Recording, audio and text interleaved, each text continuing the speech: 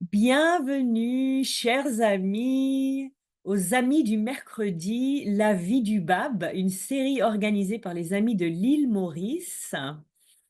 La semaine dernière, nous avons regardé la fin de l'emprisonnement du Bab à Makou.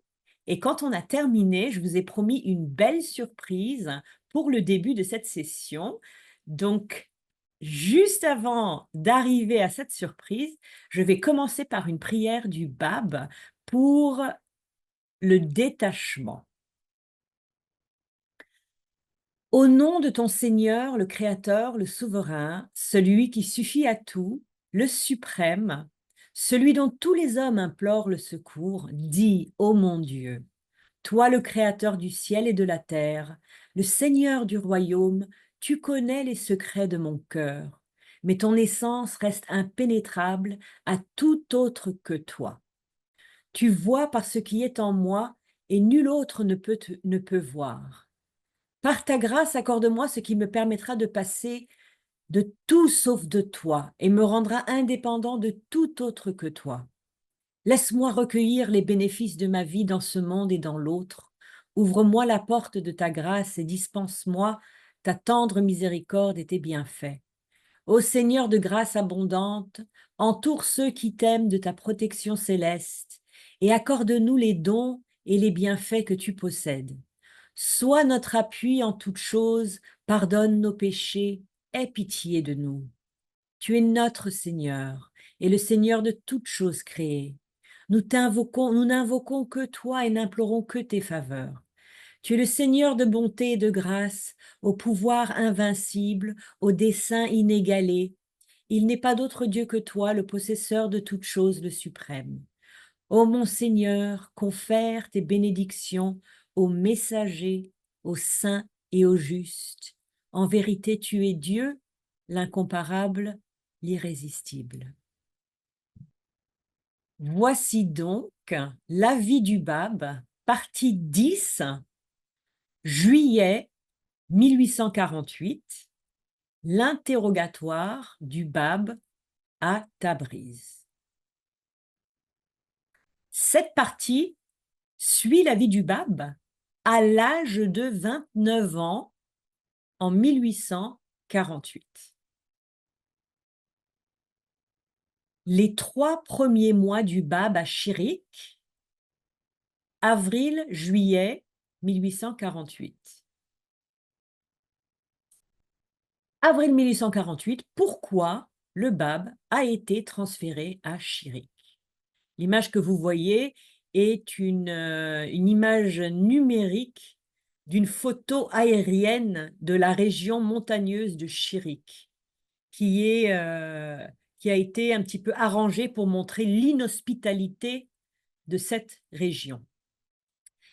Hadji Mirza Akazi, le premier ministre persan, était persuadé que l'exil du Bab à Makou allait 100% étouffer le charisme du Bab et allait entraîner la disparition de cette foi babi dont le gouvernement persan était tellement inquiet. Malheureusement pour lui, bien entendu pour tous les plans qu'il a jamais fait pour le Bab, l'emprisonnement du Bab à Makou a été non seulement le plus productif, mais le plus fructueux de tout son ministère. Le Bab a révélé les 7 preuves à Makou. Il a commencé à révéler les 3 œuvres les plus importantes de sa vie, le Bayan persan, le Bayan arabe et le Kitabul Asma. Le gardien de Makou est devenu un babi. Il a aidé les disciples du Bab quand ils en ont eu besoin. Il leur a permis de lui rendre visite. Il a permis au Bab d'écrire et d'envoyer des messages et des lettres, y compris à sa propre famille. Pendant son séjour à Makou, la personnalité magnétique et sainte du Bab, ainsi que son caractère parfait, ont attiré à lui les habitants des villes et des villages environnants, et son nom s'est répandu dans tout l'Azerbaïdjan persan. En fait, le Bab est devenu tellement populaire dans ce coin reculé de Perse, où il avait été envoyé pour être oublié, que c'est devenu un véritable problème pour le gouvernement perse. les autorités et le pauvre Haji Mirza Akazi, dont le plan s'est complètement retourné contre lui, devaient absolument trouver un endroit où envoyer le Bab maintenant. Il ne pouvait plus rester à Makou parce qu'il était tellement attirant, il y avait un pouvoir tellement magnétique, il fallait trouver un endroit tellement différent, tellement étranger à Makou, un endroit auquel le Bab n'était pas habitué et auquel il ne pourrait pas du tout exercer son influence et gagner des adeptes. C'est comme ça que Haji Mirza Kazi a décidé d'envoyer le Bab de Makou à Chirik. Chirik était donc une autre prison qui était bien au sud de Makou, mais toujours dans l'Azerbaïdjan. Ça devait être une expérience complètement différente de celle de Makou pour le Bab. C'était une région aussi à majorité sunnite et non chiite. Les gens parlaient surtout le turc et non le persan. C'était l'endroit idéal. Donc c'est ainsi que Haji Mirza Akazi a décidé de transférer le Bab de Makou à Chirik. Chirik devait être une expérience complètement différente de Makou. Dans le même style que Makou, c'était une expérience, c'était toujours dans l'Azerbaïdjan, c'était donc une majorité sunnite plutôt que chiite. Les gens parlaient surtout le turc, ils ne parlaient pas le persan. Donc pour eux, le plan était parfait, c'était une région où le Bab n'avait aucune chance de pénétrer à travers la dureté kurde de la population et la réputation absolument féroce du gardien de la forteresse. De avril à juillet 1848, des circonstances difficiles à Chirik. Voici la forteresse de Chirik, c'est les ruines de la forteresse bien sûr, où le Bab est maintenant transféré. Le château de Chirik avait été surnommé par le Bab Jabal-i-Shadid, la montagne douloureuse.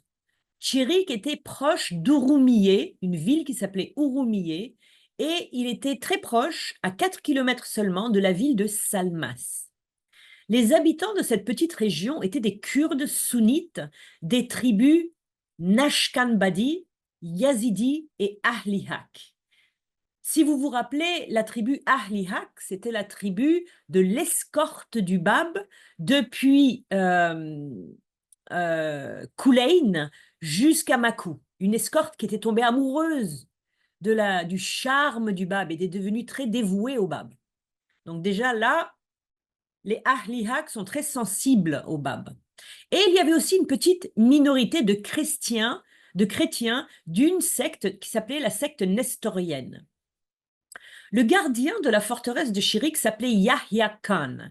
C'était un chef kurde de la tribu des Shikak et sa sœur était une des nombreuses épouses de Mohammad Shah, le Shah d'Iran. Yahya Khan était un homme dur et imprévisible. Et pour satisfaire Haji Mirza Akazi, il traita le Bab très durement durant ses premiers mois de détention qui furent non seulement difficiles, mais aussi rigoureux. Et bien entendu, comme toujours avec le Bab, Yahya Khan n'a pas pu garder les portes de son château fermées aux Babis très longtemps. Voici une reconstruction par intelligence artificielle de Chirik, d'un Chirik un petit peu fleuri, avec de l'herbe, pour montrer qu'est-ce qui va se passer après quelques mois. Le pouvoir et l'attrait du Bab ont bientôt capturé le cœur de Yahya Khan, comme ils avaient capturé le cœur de Ali Khan, le gardien de la prison de Makou, et bientôt tout son être et tout son cœur furent remplis d'amour pour le Bab. Une petite histoire intéressante qui nous rappelle que le Bab est un commerçant est qu'un jour, le Bab a demandé du miel. Mais le produit qu'on lui a apporté n'était pas de bonne qualité et il a trouvé que le prix était très élevé. Le Bab expliqua à la personne qui lui avait apporté le miel qu'il avait été marchand de profession. Alors il a demandé qu'on lui apporte du miel de meilleure qualité et à un prix inférieur. Et le Bab a conseillé aux hommes de suivre son exemple et de ne pas se laisser abuser par des marchands malhonnêtes. Ce niveau d'intégrité, jusque dans les plus petites choses comme un pot de miel, était l'une des qualités du bab. Même le plus rusé ou le plus intelligent des hommes malhonnêtes ne pouvait pas tromper le bab, et à son tour, le bab ne traitait jamais durement, même le plus méchant ou le plus démuni des hommes. L'agitation à Tchirik. Alors ça, c'est un dessin que j'ai fait avec une intelligence artificielle pour montrer des Kurdes attendant au pied de la montagne.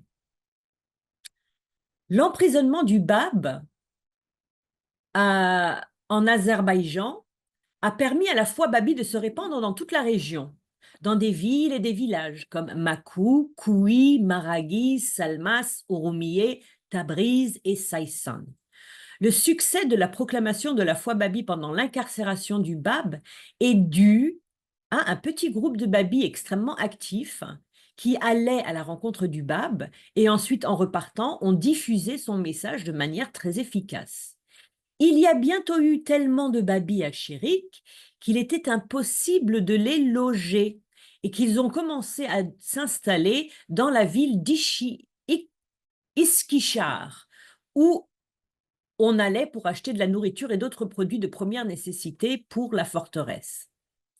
Les Kurdes qui vivaient à Tchirik, comme les habitants de Makou avant eux, étaient bientôt tellement fascinés par le Bab qu'ils se rassemblaient au pied de la forteresse chaque matin avant de commencer leur journée pour se prosterner devant le Bab. Le plan de Haji Mirza Akazi avait déjà échoué juste quelques mois après l'arrivée du Bab. Tellement de gens voulaient se rassembler dans la cour pour voir et pour entendre le Bab, que la majorité d'entre eux devaient rester dans la rue pour écouter les versets que le Bab révélait sans cesse. Ils étaient agenouillés à terre, cherchant à rafraîchir leur âme en se souvenant de lui. En fait, l'agitation causée par l'arrivée du Bab à Chirik dépassait de loin l'engouement qui avait eu lieu à Makou. Et le plan de transférer le Bab dans un endroit encore plus éloigné de la part de Haji Mirza Akazi s'était encore une fois retourné complètement contre lui. L'ardeur que le Bab suscitait chez les gens ne pouvait pas être étouffée. Des séyides, donc des descendants directs du prophète Mohammed, tellement distingués, des olémas éminents, des fonctionnaires du gouvernement, commençaient à affluer vers le Bab et devenaient des ardents disciples. Yahya Khan, pour lui-même, était tellement sous le charme du Bab qu'il ne refusait personne. Il faut comprendre que malgré les emprisonnements du Bab dans cette région éloignée et inhospitalière, l'influence du Bab était absolument impossible à contenir. Elle rayonnait comme le soleil et attirait tout le monde. Vouloir emprisonner le Bab pour étouffer son influence, c'est comme essayer de mettre le soleil dans une petite boîte. Ça n'était simplement pas possible. 3 histoires de disciples du Bab à Chirik. Alors, on va commencer par l'histoire de la conversion de Dayan.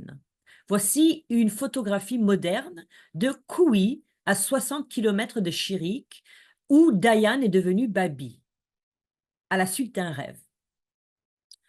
Koui était une ville proche de Chirik, donc à 60 km de Chirik. Les habitants de Koui ont rapidement appris qu'un certain nombre de leurs citoyens, les plus éminents, des Siyides, donc des descendants du Bab, des hauts fonctionnaires, étaient devenus Babis. Mirza Assadollah Koui était le fils d'un ami personnel de Haji Mirza Akazi, le premier ministre. Lui aussi, il habitait dans cette ville de Koui. Lui, on le connaît dans l'histoire bahaï par son nom qu'il a reçu du Bab Dayan. Dayan était extrêmement éduqué. Il parlait le persan, mais aussi le syriaque, l'hébreu, le turc et l'arabe. Mirza Assadoullah, donc Dayan, était un homme fier. C'était un homme, un haut fonctionnaire du gouvernement, un homme extrêmement instruit, qui écrivait avec beaucoup d'éloquence et qui avait longtemps résisté à toute tentative de le convertir à la foi babi. Il était un ennemi déclaré des babis jusqu'à ce qu'une nuit, il fasse un rêve qui le convainquit d'écrire au Bab. Donc il écrit au Bab. Dès qu'il reçoit la réponse du Bab, il lui accorde son entière allégeance avec tellement de zèle et de ferveur que le Bab, à ce moment-là, lui donne le nom d'Ayan, celui qui récompense, ou selon une autre traduction, le juge. Le Bab conféra à Dayan, selon ses propres termes, la connaissance cachée et préservée, et l'a exalté en tant que dépositaire de la confiance du seul vrai Dieu. Le père de Dayan, très inquiet de la conversion intense de son fils, écrit à son ami, Haji Mirza Akazi, complètement paniqué, « Les choses ne vont pas bien pour le Premier ministre. Tous les plans de Haji Mirza Akazi pour contenir le Bab échouaient. La réputation et l'influence du Bab se répandaient dans toute la Perse, y compris dans l'Azerbaïdjan, où il pensait qu'il n'y avait aucune chance que la foi babi se propage. Et il ne semblait pas pouvoir arrêter l'expansion de la foi. Et sur un autre front, assez inquiétant pour Haji Mirza Akazi, la santé du Shah, de Mohammad Shah, était en train de se détériorer rapidement. Il avait de la goutte et sa goutte s'aggravait. Il ne lui restait pas beaucoup de temps à vivre. Et c'est vraiment le mauvais moment pour le Shah pour mourir, vu que le pays est en commotion. Alors, une deuxième histoire d'un converti du Bab, c'est un derviche indien. Alors là, ce n'est pas lui. Voici un derviche persan dans les années 1870, mais pour vous montrer à quoi ressemble un derviche. Karoula, le derviche indien. Un jour, à Chirik, un derviche indien est arrivé de l'Inde. Personne n'a jamais vraiment su qui il était, et nous ne le savons toujours pas. Le Bab lui a donné le nom de Karullah, la colère de Dieu. Tout ce que le derviche disait de lui-même est qu'il était un nabab en Inde et que le Bab lui était apparu dans une vision. Il me regarda et gagna complètement mon cœur. Je me levai et commençai à le suivre, lorsqu'il me regarda intensément et me dit « Dépouille-toi de tes magnifiques vêtements, quitte ton pays natal et hâte-toi à pied pour me rencontrer dans l'Azerbaïdjan. À Tchirik, tu atteindras le désir de ton cœur. » Le Bab reçut Karola et lui donnera des instructions pour entrer en Inde en tant que derviche, seul et à pied. Karola obéit, partant seul, portant les vêtements modestes d'un derviche, bâton à la main jusqu'en Inde. Si quelqu'un demandait à l'accompagner, il répondait d'une manière impérieuse qui empêchait quiconque d'insister. « Tu ne pourras jamais supporter les épreuves de ce voyage. Abandonne l'idée de venir avec moi. Tu périras sûrement en chemin puisque le Bab m'a ordonné de retourner seul dans mon pays natal. » Bien que nous ne sachions pas ce qui est arrivé à Karola, cette histoire est extraordinaire en raison de la distance qu'il a parcourue. De l'Inde jusqu'à Chirik et de Chirik jusqu'en Inde, l'attrait d'une manifestation de Dieu a attiré un homme à des milliers et des milliers de kilomètres à pied. Et cet homme a non seulement atteint sa destination, mais aussi le désir de son cœur.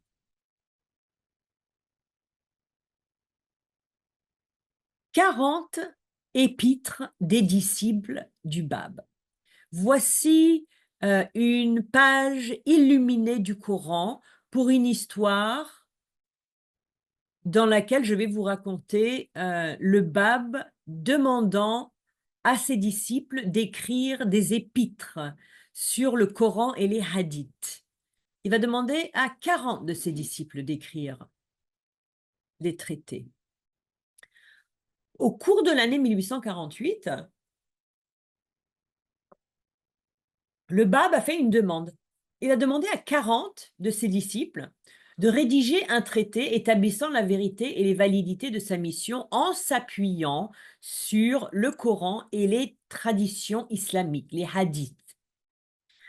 Les disciples ont immédiatement obéi et bientôt le Bab a reçu les 40 traités. Et celui qu'il a choisi comme le meilleur, c'était le traité de Dayan. Et il a couvert Dayan d'éloges et d'une admiration sans réserve. Et à ce moment-là, le Bab a révélé en l'honneur de Dayan une tablette qui s'appelle la Lahi Hurufat, la tablette des lettres, une tablette dont il estima qu'aucune quantité d'érudition ne pouvait produire. Si le point du Bayan, le Bab, n'avait pas eu d'autres témoignages pour établir sa vérité, il lui aurait suffi de révéler une tablette comme celle-ci, une tablette qu'aucun savoir ne pourrait produire. 2 ans plus tard, dans la Lawhi Hurufat, la tablette des lettres, qui forme la dernière partie d'un livre qu'on va voir plus tard, qui s'appelle le livre des 5 modes, le Bab fit des déclarations qui prouvaient sans l'ombre d'un doute que 19 ans devaient s'écouler après sa propre déclaration en 1844, avant que celui que Dieu rendra manifeste, c'est-à-dire Baha'u'llah, n'apparaisse en 1853. 19 ans. Personne d'autre que Baha'u'llah n'avait pu discerner ces preuves dans la Lawhi Hurufat, qui est resté un mystère complet, même pour les plus ardents disciples du Bab. Alors maintenant, j'arrive à ma surprise pour vous, pour aujourd'hui. C'est la visite du Bab à Urumiyé en juin-juillet 1848. Et la surprise dans cette section, c'est l'histoire complète de comment nous avons obtenu le portrait du Bab que nous pouvons voir quand nous allons en pèlerinage. Et c'est une histoire merveilleuse. Et alors, le Bab va à Urumiyé en allant vers Tabriz pour son interrogatoire. Alors, l'escorte vers Tabriz. Donc, voici une carte un petit peu abstraite. Ici, au milieu, vous avez le lac de Urumiyé. Vous allez voir, c'est un lac rose. Chirik est ici. Koui, la ville de Dayan, est là. Et Tabriz est ici. Mais au lieu de prendre la route la plus courte pour aller de Chirik à Koui et de Koui à Tabriz, et n'ont pas voulu aller par là parce qu'il y avait beaucoup de disciples du Bab. Donc, ils ont pris la route la plus longue en longeant le lac. Mais je vais vous raconter tout ça dans l'histoire. Juin-juillet 1848, Urumiyé l'escorte vers Tabriz. Le Bab était à Chirik depuis 3 mois. Lorsque Haji Mirza Akazi, après avoir reçu des plaintes écrites de la part des olémas d'Azerbaïdjan concernant l'enthousiasme des habitants de Chirik et la conversion de tellement de personnalités éminentes à la fois babi, a ordonné d'envoyer le Bab à Tabriz. Avant même que la convocation n'arrive, le Bab avait déjà commencé à prendre ses propres dispositions. Nous avons suivi au cours de cette chronologie que le Bab avait bien sûr une omniscience de ce qui allait se passer dans sa vie. La première chose que le Bab a fait, c'est qu'il a renvoyé tous les babis qui étaient rassemblés autour du château de Chirik, la forteresse de Chirik. Ensuite, le Bab a demandé à Sheikh Hassan Izunuzi, son secrétaire et une lettre du vivant, de rassembler tous les écrits qu'il avait révélés à Makou et à Chirik et de les confier à quelqu'un d'autre, à un monsieur qui s'appelait Sid Ibrahim Khalil, qui habitait à Tabriz pour qu'il les conserve en toute sécurité. À l'origine, le gouvernement perse voulait transférer le Bab de Tchirik à Tabriz via la ville de Kouï. Vous voyez, c'est un chemin beaucoup plus court. Mais, vu l'enthousiasme pour le Bab à Kouï et une tentative de sauvetage du Bab dont ils avaient eu vent, ils ont décidé de changer l'itinéraire et de le transférer via la ville de Ouroumiyé, à 100 km au sud-ouest de Tabriz. Donc, 2 fois la distance à peu près. Hadji Mirza Akazi avait choisi un brigadier du nom de Reza Qoli Khani Afshar pour escorter le Bab. Et le destin de cet homme, ça ne sera pas une surprise pour vous, a été le même destin que tous ceux qui ont été commandés de garder le Bab prisonnier ou de l'escorter. Il est devenu tellement captivé par le Bab si rapidement qu'il est plus tard devenu un Babi fidèle et dévoué. L'influence du Bab était impossible à contenir. Dans la maison de Malik Kazim Mirza. Voici la cour du gouverneur de Roumieh, Malik Kazim Mirza. Il y a un petit X en vert ici qui montre la chambre occupée par le Bab à Ouroumiyé. Dès que le Bab atteint Ouroumiyé, en route pour Tabriz, donc le long chemin vers Tabriz, le gouverneur Malik Kazim Mirza le reçoit avec beaucoup de respect et l'emmène dans la cour du gouverneur, connu sous le nom bâtiment des 4 tours. Malik Kazim Mirza était le 24e fils de Fateh Ali Shah, le Shah d'Iran avant Mohammad Shah, je pense. Il était l'oncle paternel de Mohammad Shah, le Shah qui est en train de mourir de la goutte et d'autres choses. Et Malik Kazim Mirza est quelqu'un de vraiment intéressant. Il est extrêmement instruit, il parle parfaitement le français, il maîtrise 5 autres langues, dont le hindi. Malik Kazim Mirza était un amoureux des arts et de l'éducation occidentale, mais c'est aussi un gouverneur bienveillant qui s'intéresse à son peuple et rendait souvent visite aux malades. Juste en général, un homme vraiment très, très bien, un homme intègre. C'est grâce à l'ouverture d'esprit et à la culture et à l'intégrité de Malik Kazim Mirza que le Bab va passer 10 jours extrêmement agréables dans la ville d'Ouroumiyé. Malik Kazim Mirza a donné au Bab une liberté totale pendant son séjour.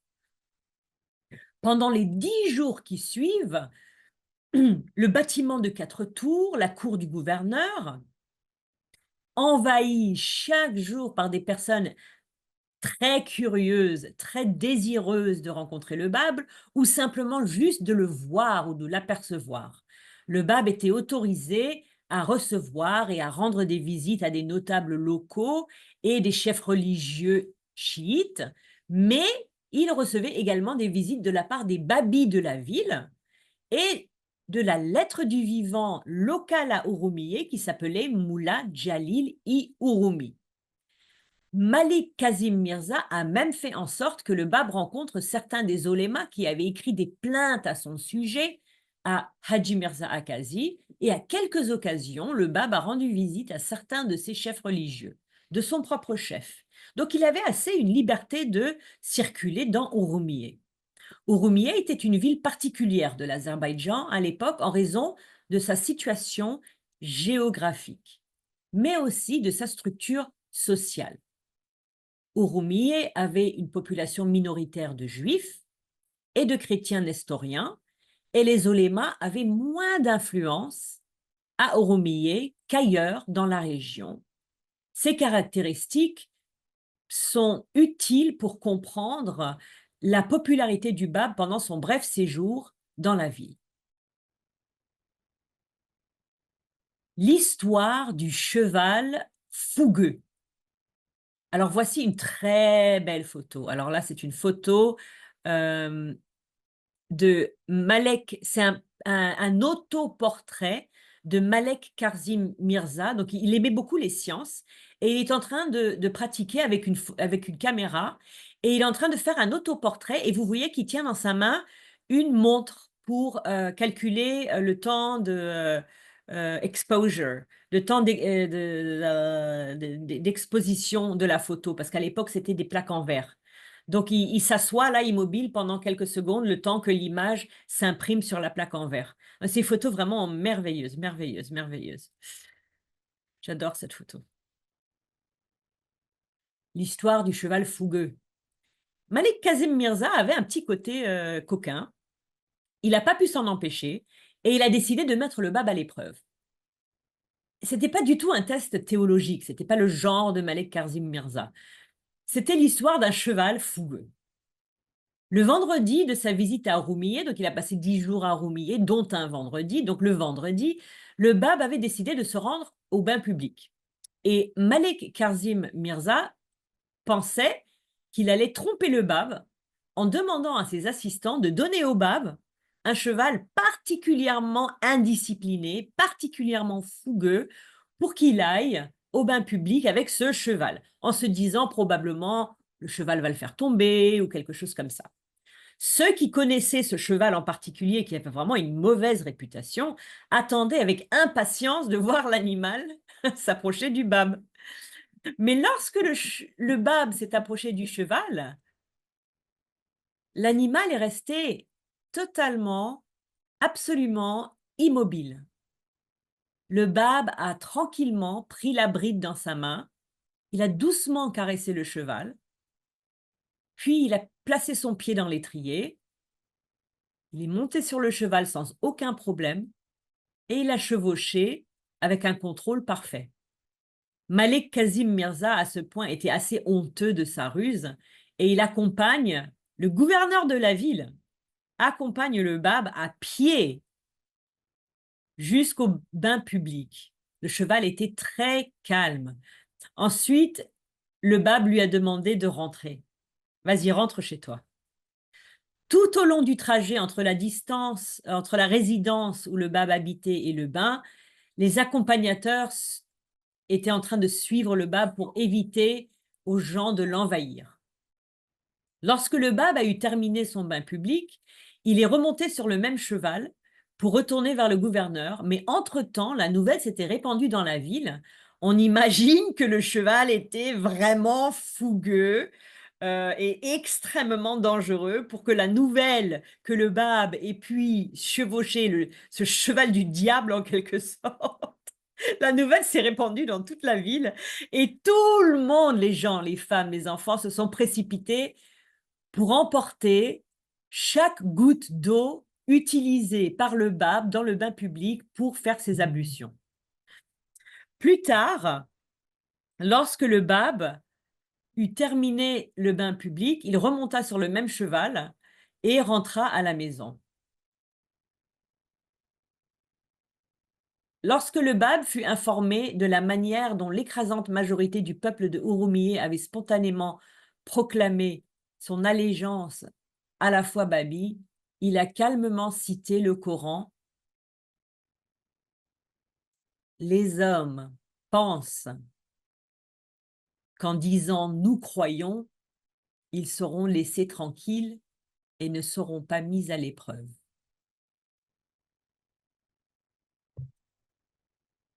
Et maintenant, ce que je vous ai promis depuis le début, le portrait du bab à Urumiyé entre la mi- et fin juillet 1848.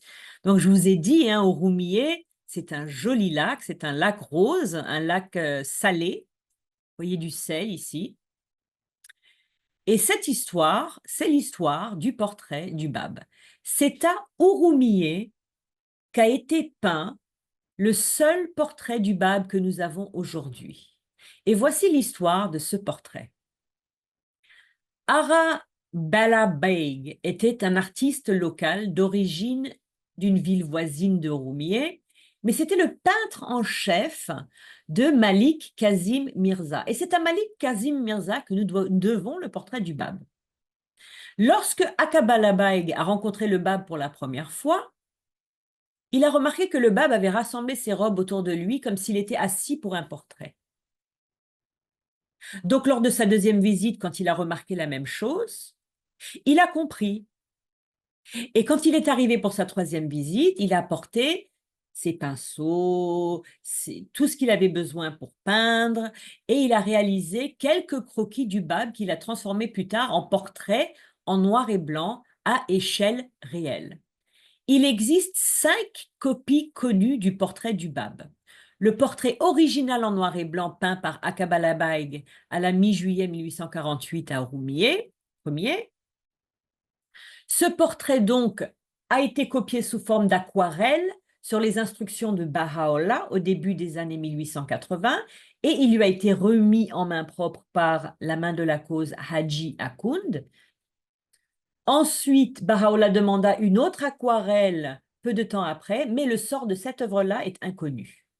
Une quatrième copie de la peinture a été trouvée dans les possessions d'Akabalabaig après sa mort et Shoghi Effendi a demandé qu'elle soit coloriée en 1936. Cette copie se trouve au Centre mondial Baha'i. Il existe également une cinquième copie, une esquisse incomplète, qui a été trouvée en même temps que la quatrième copie du Bab et qui serait également conservée au Centre mondial Baha'i. Je ne fais pas souvent ça, mais je vais vous conseiller de lire l'article The Bab in the World of Images. C'est un article qui est disponible gratuitement en ligne. Vous devez juste regarder Adib Massoumian et Bijan Massoumian.